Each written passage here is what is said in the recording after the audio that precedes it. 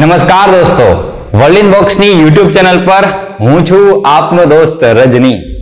મિત્રો, ડેલી 5 પ્રશ્નોમાં અને world in બોક્સની યુટ્યુબ ચેનલમાં આપનું સ્વાગત છે. આજે ડેલી 5 પ્રશ્નોમાં તમે વાંચી શકો છો એ પ્રમાણે ગુજરાતી વ્યાકરણને લગતા 5 પ્રશ્નોની આપણે ચર્ચા કરવાની છે અને એમાંય એ 5 પ્રશ્નોમાં આપણે ચર્ચા કરીશું વિભક્તિ સ્પેશિયલ 5 પ્રશ્નો. કેટલાક મિત્રો છે એ મને કોમેન્ટ્સમાં પોતાને કેવા પ્રશ્નો જોઈએ છે એ જણાવે છે અને એક મિત્રએ જણાવ્યું હતું કે વિભક્તિને લઈને તમે આવી સ્પેશિયલ શ્રેણી આપો, તો એ મિત્રો માટે આજે 5 પ્રશ્નો લઈ આવ્યો છું.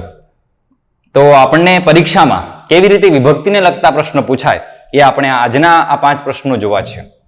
એ 5 પ્રશ્નોને જોઈએ ને એ પહેલા મનોજ ખંડેરિયાનો એક શેર તમને કહું.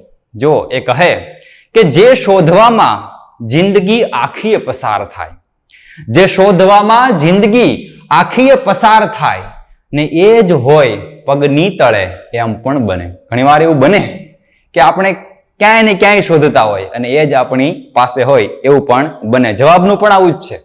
આપણે જવાબને શોધતા હોય કે આમ હશે તેમ હશે, પણ એ જવાબ પાછો એકદમ સરળ પણ હોય ને એવું પણ બને. કેમ બને એ આપણે જોઈએ. ચાલો, પહેલો જ પ્રશ્ન તમારી સામે છે. સામાન્ય પ્રશ્ન છે, મારે તમને થોડુંક સમજાવવું છે એટલે આવો પ્રશ્ન કે નીચેનામાંથી કયો એક પ્રત્યય વિભક્તિનો પ્રત્યય ન કહેવાય. આના પહેલાના કેટલાક જે આપણે વિડીયો અપલોડ કરેલા છે ગુજરાતી વ્યાકરણને લગતા ડેલી 5 શ્રેણીના જ, તેમાં વિભક્તિ અંગે તમને થોડી ઘણી વાતો કરેલી જ છે. ભલે થોડી રિપીટ થાય પણ તમને જરા સમજાવી દઉં. તો અહીંયા શું પૂછ્યું છે આપણને કે નીચેનામાંથી કયો એક પ્રત્યય વિભક્તિનો પ્રત્યય ન કહેવાય? તો જુઓ અહીંયા માં, થી, નો અને એ.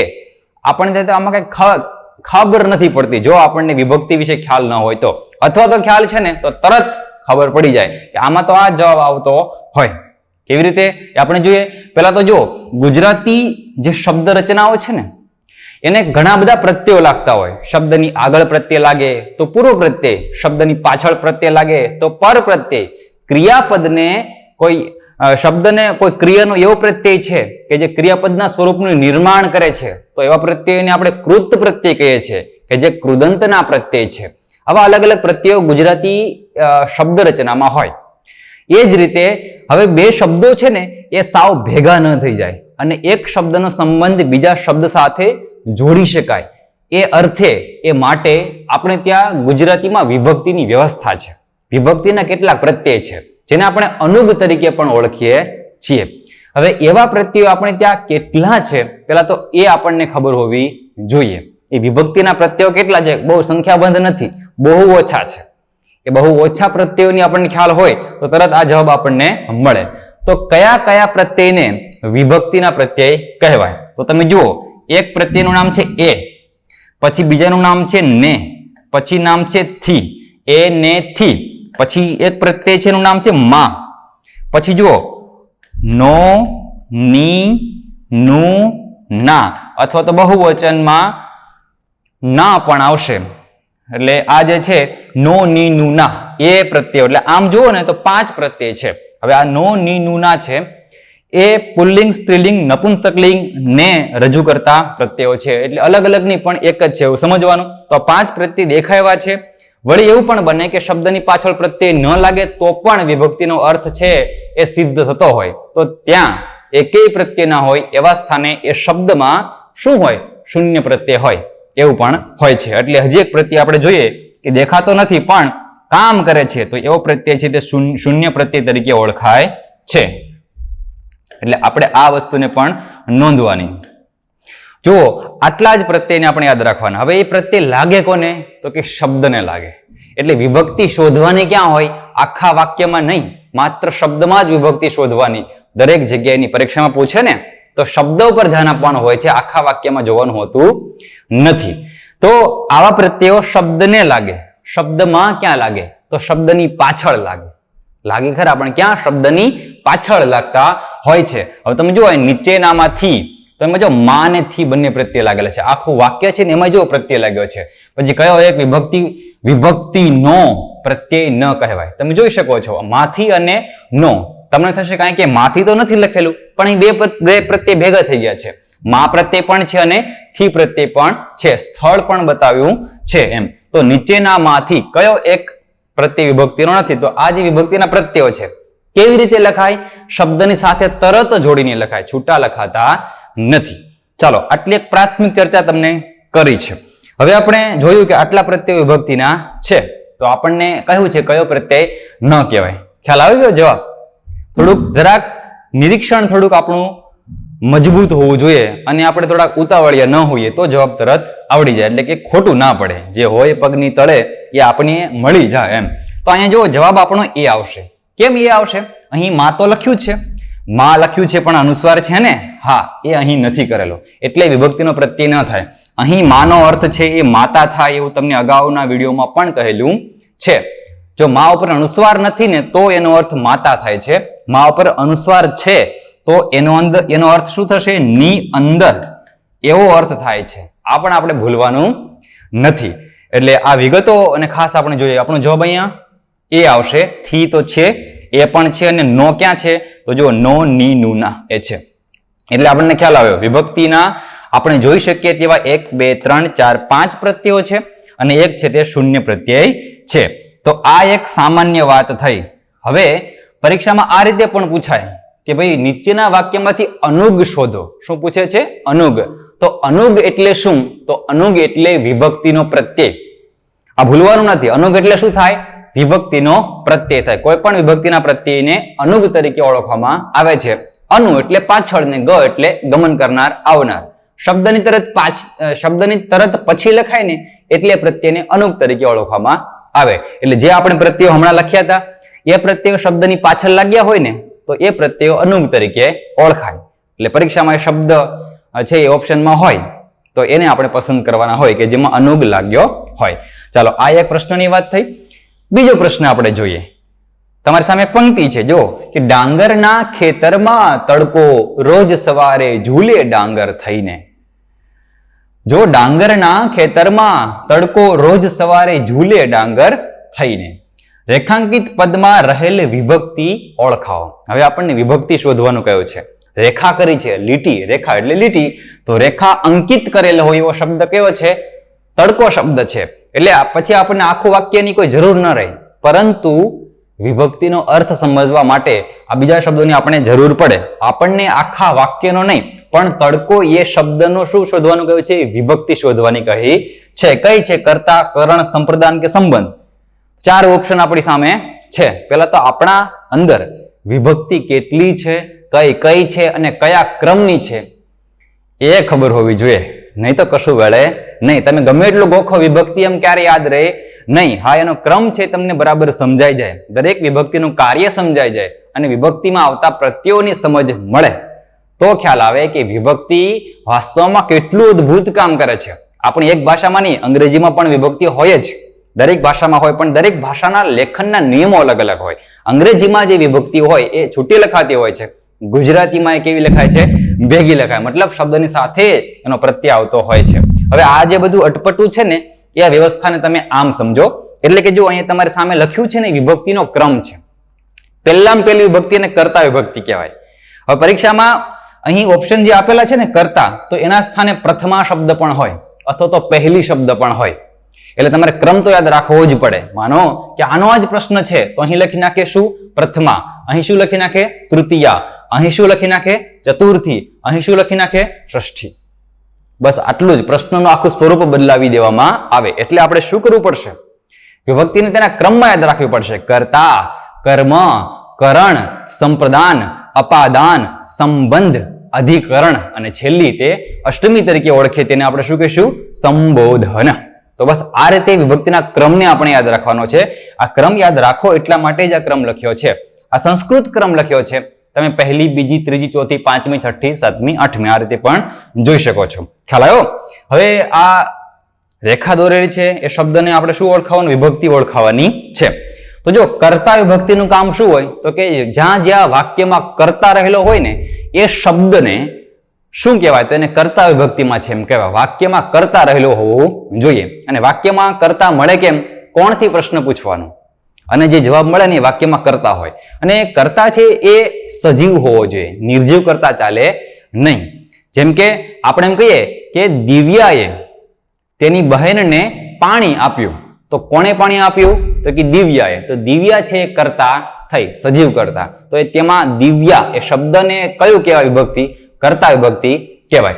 તો અહીં તમે જોઈ શકો કે ડાંગરના ખેતરમાં તડકો રોજ સવારે ઝૂલે ડાંગર થઈને કોણ ઝૂલે છે? તો કે તડકો ઝૂલે છે. તડકો સજીવ છે? તો કે ના, તો કે વિભક્તિ નથી. સાવ એવું નથી. સર્જકો ઘણીવાર તમને ખબર છે કે અલંકૃત કરે ભાષાને. સર્જકે અહીં શું કર્યું છે? તડકાને ઝૂલતો બતાવ્યો છે ડાંગરના ખેતરોમાં, એટલે ખબર પડે કે તડકાને જીવંત સ્વરૂપ આપ્યું છે. સજીવારો પણ અલંકાર થાય ને, બસ એ જ. તો જુઓ, તડકાને સજીવ બતાવ્યો છે, એટલે કોણ ઝૂલે છે? તડકો ઝૂલે છે. કર્તા કોણ છે? ઝૂલવાનું કાર્ય કોણ કરે છે? તડકો પોતે કામ કરે છે, એટલે એને આપણે કહીશું કર્તા વિભક્તિ, પ્રથમા વિભક્તિ. એમ જો દરેક વિભક્તિના અલગ અલગ કાર્ય છે. જ્યાં વાક્યમાં કર્મ હોય ત્યાં દરેક જગ્યાએ કર્મ વિભક્તિ હોય, જ્યાં સાધનનો અર્થ હોય ત્યાં કર્ણ વિભક્તિ હોય, જ્યાં કશુંક આપવાનો અર્થ હોય ત્યાં સંપ્રદાન હોય, જ્યાં કશુંક છૂટું પડવાનો અર્થ હોય ત્યાં અપાદાન હોય, જ્યાં બે વસ્તુ વચ્ચે સંબંધ દર્શાવ્યો હોય તેને સંબંધ વિભક્તિ કહેવાય, જ્યાં સ્થળ અને સમય હોય તેને અધિકરણ કહેવાય, જ્યાં સંબોધન કરી અને કશું કહેવામાં આવતું હોય તેને સંબોધન વિભક્તિ કહેવાય. દરેકનો વિગતે અભ્યાસ કરવો પડે હો મિત્રો, તો બધું છે એ ગળે ઉતરે. અને માય ક્લાસમાં તમને બધું ગળે ઉતરી જાય ને એ રીતે સમજાવેલું જ છે, એટલે એપ્લિકેશનનો પણ તમને પૂરેપૂરો લાભ મળશે આ મુદ્દો સમજવામાં, અને એના સિવાયના પણ ઘણા બધા મુદ્દાઓ. તો આપણે જરા મેં તમને ટૂંકી વાતો કરીને એના આધારે બીજા પ્રશ્નો સમજવાનો પ્રયાસ કરીએ. આ રેખાંકિત શબ્દમાં કર્તા વિભક્તિ છે એ તમને ખ્યાલ આવ્યો, અને આને પણ ભૂલીશું નહીં. પછીનો પ્રશ્ન તમે જો કે શિયાળાનો દિવસ એટલે વૃક્ષોની આસપાસ ધુમ્મસ છવાયેલું હતું. વાક્ય પૂરું. વાક્યમાંથી કર્મ વિભક્તિ ધરાવતો શબ્દ શોધો. તો આટલું મોટું વાક્ય છે, કર્મ વિભક્તિ કેવી રીતે શોધીશું? મેં તમને જરા હિન્ટ આપી દીધી આગળ, હવે ખબર હોવી જોઈએ. શિયાળાનો, પછી દિવસ, વૃક્ષો અને ધુમ્મસ, આ ચાર તમારી પાસે વિકલ્પો છે. સમજો, શિયાળાનો છે ને એમાં તો નો એવો પ્રત્યય લાગેલો જ છે, અપ્રત્યયવાચક શબ્દો પણ છે. ધુમ્મસમાં કોઈ પ્રત્યય લાગ્યો નથી, શૂન્ય પ્રત્યય છે. દિવસમાં કોઈ પ્રત્યય લાગ્યો નથી. આ વૃક્ષો છે એમાં કોઈ પ્રત્યય નથી લાગ્યો. ઓ છે એ બહુવચન દર્શાવે છે. વૃક્ષ અને ઘણા બધા હોય તો વૃક્ષો, તો એ ઓ છે એ બહુવચનનો પ્રત્યય છે. મતલબ આ ત્રણેય શબ્દોમાં શૂન્ય પ્રત્યય છે, જ્યારે આમાં નો પ્રત્યય છે. હવે જો એક વસ્તુ ખાસ યાદ રાખજો કે જે શબ્દની પાછળ નો, ની, નું, ના હોય ને તેને સંબંધ વિભક્તિમાં છે એમ કહેવાય. સંબંધ એટલે ષષ્ઠી વિભક્તિમાં છે એમ કહેવાય. હવે અહીં આપણને શું પૂછ્યું છે? કર્મ વિભક્તિ તમારે શોધવાની છે. તો આ કર્મ વિભક્તિ નથી, એટલો ખ્યાલ આવ્યો? કર્મ જ્યાં વાક્યમાં આવેલું હોય એ દરેક શબ્દમાં કર્મ વિભક્તિ છે. આ વાત એકદમ સત્ય છે. જ્યાં કર્તા હોય વાક્યમાં એ બધાને કર્તા વિભક્તિ કહેવાય, એમ જ્યાં કર્મ હોય તેને કર્મ વિભક્તિ કહેવાય. કર્તા વાક્યમાં છે ને શોધવા આપણે શું કરેલું? કોણથી પ્રશ્ન પૂછ્યો હતો. કોણ ઝૂલે છે? તો કે તડકો ઝૂલે છે. ખ્યાલ આવી ગયો? હવે તમે જુઓ, કર્મ વાક્યમાંથી શોધવું હોય ને તો શુંથી પ્રશ્ન પૂછવાનો. આ જે જવાબ મળશે ને તમારું કર્મ વિભક્તિનો જ જવાબ હશે. આ સાવ સાચી વાત છે. એટલે હવે તમે જુઓ કે શિયાળાનો દિવસ એટલે વૃક્ષોની આસપાસ ધુમ્મસ છવાયેલું હતું. શું છવાયેલું હતું? શું સમજાતું નથી? શું? ધુમ્મસ. શું હતું? ધુમ્મસ. તો આ જે છે ને ધુમ્મસ એ અહીં કર્મનું કામ કરે છે, કર્મ વિભક્તિ. આટલું સરળ હોય છે વિભક્તિ વ્યવસ્થા, પણ થોડીક વધારે ઊંડાણપૂર્વક પણ સમજવી જરૂરી છે. હું તમને પ્રશ્નથી સમજાવું છું. આપણે એ મુદ્દાને બરાબર સમજીએ ને પછી પ્રશ્નો જોઈએ ને તો મજા જ મજા પડી જાય. આપણને થાય કે આટલું સહેલું, આટલું જ પગની નીચે જ હતું, આ તો હમણાં ખબર પડી એવું તમને લાગશે જ, અને લાગી પણ રહ્યો હશે. તો ખ્યાલ આવ્યો કે આમાં કર્મ વિભક્તિ કેમાં છે? ધુમ્મસ શબ્દમાં છે. જો શિયાળાનો દિવસ, દિવસનો સંબંધ કોણ સાથે? શિયાળા સાથે. છઠ્ઠી વિભક્તિ સંબંધ વિભક્તિ, તમને હમણાં કહ્યું તેમ. દરેક શબ્દમાં વિભક્તિ હોય, પણ ખાસ ક્યાં ન હોય તો કે વિશેષણ અને ક્રિયાપદમાં વિભક્તિ ન હોય, કેમ કે ક્રિયાના પ્રત્યયો જે તે વિભક્તિનો અર્થ ધરાવતા ક્રિયાના ક્રિયાવાચક જે શબ્દો છે ને, ક્રિયાના શબ્દો, ક્રિયાપદો, એ જે વિભક્તિનો સંબંધથી જોડાયેલા હોય વાક્યમાં. આ બધી આખી વ્યવસ્થા હોય, પણ ક્રિયાપદમાં વિભક્તિ શોધવાની ન હોય, એમ વિશેષણમાં વિભક્તિ ક્યારે શોધવાની ન હોય. પરંતુ જ્યાં સ્થળ અને સમય દર્શાવતા વિશેષણો છે એમાં આપણી સાતમી વિભક્તિ રહેલી છે. આ એક જરાક બહુ તમે અભ્યાસ કરો ને પછી તમને આ શબ્દો સમજાય કે શું શું કહેવા માંગુ છું, પણ છતાંય તમને કહ્યું છે સમજાશે. ચાલો આપણે આના પછીનો પ્રશ્ન જોઈએ. લખ્યું છે અહીંયા કે તેના હૃદયમાં અપાર આનંદ હતો. પછી લખ્યું છે અધોરેખાને આધારે વિભક્તિનો પ્રકાર જણાવો. આપણે થાય કે અધોરેખા એટલે છે શું વળી? આ તો વારંવાર પ્રશ્નો વાંચતા હોય ને એટલે ખબર પડે કે આવું કંઈક હશે, એના આધારે તમને પૂછ્યું છે. અધોરેખા એટલે શબ્દની નીચે, આપણે કહીએ ને અધઃ પતન, અધઃ એટલે નિમ્ન કક્ષાનું, નીચી કક્ષાનું, શબ્દની નીચે છે એને રેખા એટલે લીટી, અધોરેખા. તમે જો શિરોરેખા શબ્દ તમે સાંભળ્યો, શિરોરેખા સાંભળ્યો છે ને? સંસ્કૃતના અક્ષરો ઉપર જે લીટી દોરાય તેને શિરોરેખા કહેવાય. શબ્દની ઉપરની રેખા શિરોરેખા, નીચેની રેખા અધોરેખા. તો એના આધારે તમારે શું કરવાનું છે? વિભક્તિનો પ્રકાર જણાવવાનો છે. અધિકરણ વિભક્તિ, અપાદાન વિભક્તિ, સંબોધન વિભક્તિ કે એ અને બી બંને વિભક્તિ આમાં રહેલી છે, એ તમારે કહેવાનું છે. ચાલો, ઘણી વખત એવું બને કે એ અને બી બંને હોય ને એવું લખેલું તો આપણે થાય બસ એ ટીક કરી દેવાનું, એ જ હોય. પેલા લોકો એવું જ કર્યું હોય, એવું ના પણ હોય. તમે જુઓ, બરાબર જોવાનું. પેલા તો અધિકરણ એટલે શું તો મેં તમને વારે વારે કહી દીધેલું છે કે અધિકરણ એટલે સ્થળ અને સમય આવું દર્શાવતી હોય તેને અધિકરણ વિભક્તિ કહેવાય. આના પહેલાના વિડીયોમાં પણ એકાદ બે પ્રશ્નોમાં આપણે ચર્ચા કરેલી છે. અપાદાન વિભક્તિ શું હોય? તો બે વસ્તુ જોડાયેલી છે, એક વસ્તુ એકાદી છૂટી પડે છે ત્યાં અપાદાન થયું એમ કહેવાતો હોય છે. પછી સંબોધન, કોઈને કરવામાં આવે સંબોધન, હે ભગવાન હવે અમારું શું થશે? તો હે ભગવાન શબ્દ છે એ સંબોધન થયું કહેવાય, અથવા તો બંને છે. હવે તમે જો બે શબ્દ નીચે અંડરલાઈન કરેલી છે એટલે બંને શબ્દની વિભક્તિ કઈ છે પેલા આપણે નક્કી કરવી પડે. જુઓ તમે, તેના હૃદયમાં અપાર આનંદ હતો. તો ક્યાં આનંદ હતો? હૃદયમાં. આનંદ હતો ક્યાં? હૃદયમાં. તો આ હૃદય છે ને એ શું થયું? સ્થળ છે. આનંદના હોવાનું શું બતાવ્યું છે? સ્થળ બતાવ્યું છે. તો આ જે સ્થળ છે, સ્થળ એ કઈ વિભક્તિ દર્શાવે છે? તો એ અધિકરણ વિભક્તિ દર્શાવે છે. હવે આપણે જોઈએ અપાર શું હતું? આનંદ હતો. શું હતું? આનંદ. શું થી પ્રશ્ન પૂછો તો આપણને શું મળે છે? કર્મ મળે. શું મળે છે? કર્મ. તો આમાં કઈ વિભક્તિ છે? તો કે એમાં કર્મ વિભક્તિ રહેલી છે. આપણને કર્મ વિભક્તિ ક્યાં આપી છે? તો વિકલ્પમાં કર્મ ક્યાં આપેલું નથી. હવે અપાદાન, હવે બે જ આપણે જોવાના હતા. અધોરેખા તો વાળા બે શબ્દો છે, એકમાં કર્મ છે અને એકમાં શું છે?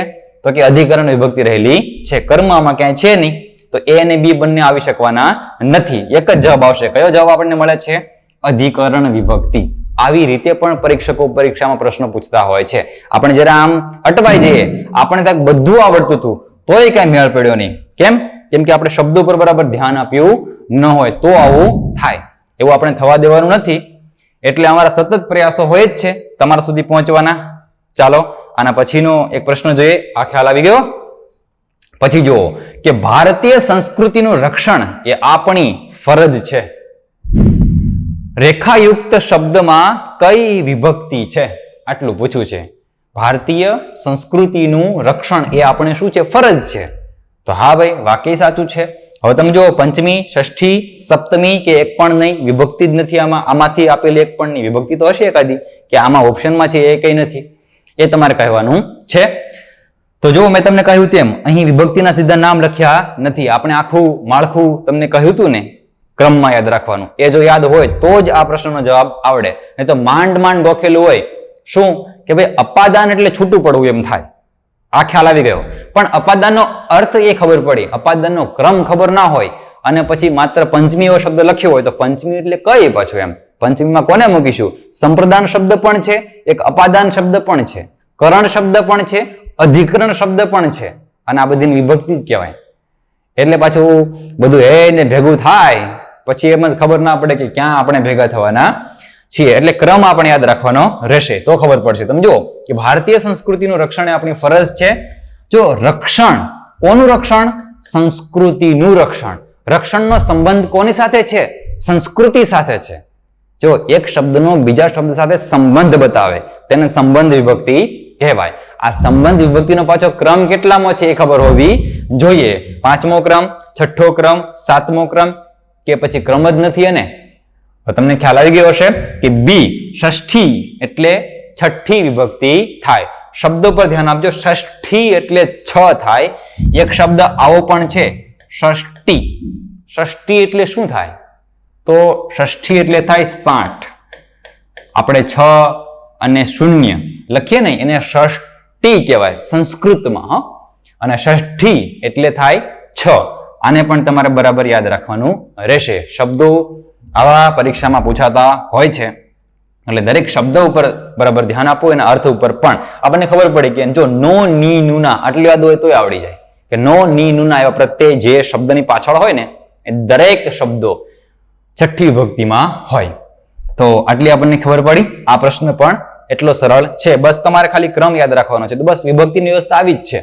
એમાં કાંઈ બધું અઘરું છે નહીં. બહુ નાનો મુદ્દો છે પણ અગત્યનો છે. વિભક્તિનો પ્રશ્ન હવેની મોટા ભાગની પરીક્ષાઓમાં ફરજિયાત બની રહ્યો છે. કેમ કે જે બરાબર સમજ્યા નથી એને ગૂંચવણો બધી ઊભી થવાની કે આ કઈ ખબર ના પડી. એ ખબર પડશે માય ક્લાસમાં અને અહીં પણ તમને ઘણી ખરી ખબર પડી છે. પ્રશ્નને એક પછી એક જરા જરા આગળ વધી અને જોતા જઈએ તો આવડે જ.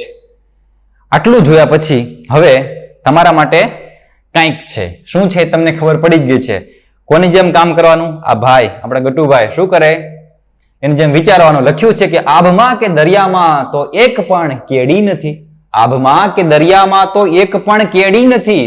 અર્થ એનો એ નથી કે કોઈએ સફર ખેડી નથી. જો આભમાં કે દરિયામાં એક પણ કેડી નથી. જોઈ ક્યાંય કોઈ કેડી? ના. પણ એનો અર્થ એવો નથી હો કે કોઈએ સફર ખેડી નથી. ઘણા એમાંથી સફર ખેડીને જતા રહ્યા હશે.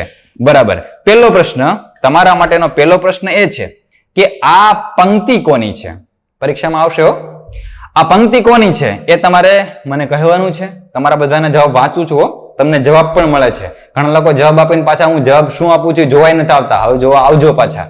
તો પહેલો પ્રશ્ન એ કે આ પંક્તિ કોની છે, કોના દ્વારા લખવામાં આવી છે એ તમને ખબર હોય તો તમારે કહેવાનું છે. બીજો પ્રશ્ન અહીં લખ્યું છે તે પ્રમાણે કે રેખાંકિત પદમાં કઈ વિભક્તિ રહેલી છે? રેખા ક્યાં આપેલી છે? આ બંને શબ્દમાં આપેલી છે. બંને શબ્દમાં એક જ વિભક્તિ રહેલી છે. કેમ કે બંને શબ્દમાં શું છે એ તમારે શોધવાનું છે. આવડો વિચારે છે એમ જ તમારે વિચારવાનું છે. બે પ્રશ્નો એના જવાબ મને જોશે એટલે જોશે જ અને તમને પ્રત્યુત્તર મળે એ પણ તમારે પાછું જોવા તો આવવાનું રહેશે. તો આ જે મિત્રોનું સૂચન હતું કે વિભક્તિ સ્પેશિયલ 5 પ્રશ્નો લાવો તો આ રીતે તમને જરા સમજાવ્યા છે. હજી પણ જરા વિશેષપણે સમજવા માય ક્લાસ એપ્લિકેશનમાં તમે આવી શકો છો. આ અને આવા ઘણા બધા જ ગ્રામર વિષયક જે મુદ્દાઓ છે તેનો સમાવેશ માય ક્લાસ એપ્લિકેશનમાં કર્યો છે. એ એપ્લિકેશનનું ખાલી દર્શન કરશો ને તોય ઘણી બધી અગત્યતા તમને એની સમજાશે. વળી થોડુંક માર્ગદર્શન પણ મળશે કે વ્યાકરણની સમજ આપણે કેમ કેળવવી જોઈએ. તો જરા મુલાકાત પણ લેવાનું રાખજો. બાકી હું તો તમારી મુલાકાતે આવી જ રીતે આવતો રહીશ. મને તો મજા આવે છે તમારી સાથે. તમને કેવું લાગે છે એ હવે તમારે મને કહેવાનું રહ્યું કોમેન્ટ બોક્સમાં. 2 જવાબ આપવાના છે. વિડીયો કેવો લાગે છે એ પણ કહેવાનું છે. વળી તમારે ગ્રામરનો કયો મુદ્દો ડેલી 5 માં સમજવો છે એ પણ તમે મને જણાવી શકો છો. જે રીતે વિભક્તિ આવ્યું છે એ રીતે બીજા મુદ્દા પણ આવી શકશે. ચાલો મિત્રો, ફરી આપણે મળીશું આવી જ રીતે મજાની વાતો કરીશું. જય હિન્દ.